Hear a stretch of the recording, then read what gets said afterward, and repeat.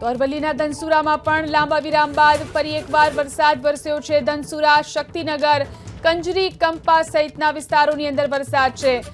અસહ્ય ઉકળાટ અને બફારા બાદ ફરી એકવાર અહીં પણ વરસાદની શરૂઆત થઈ ચૂકી છે। વરસાદી માહોલ જામતા વાતાવરણમાં ઠંડક પ્રસરી ગઈ છે।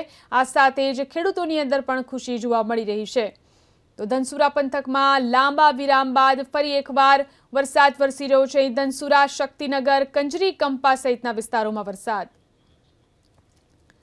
તો ભરૂચ જિલ્લાના અંકલેશ્વરમાં પણ વરસાદ શરૂ થયો। ભરૂચ અને અંકલેશ્વર વચ્ચે વરસાદ વરસી રહ્યો છે। વરસાદને કારણે અહીં વાહન વ્યવહાર પર અસર થતી જોવા મળી। વાતાવરણ જે રીતે વરસાદી બન્યું છે તેના કારણે વાતાવરણમાં ઠંડક પ્રસરી ગઈ છે। તો ભરૂચ જિલ્લાના આ દ્રશ્યો છે। ભારે પવન સાથે અહીં વરસાદ થઈ રહ્યો છે। ભરૂચ શહેર અને અંકલેશ્વર તાલુકાની અંદર વરસાદ છે।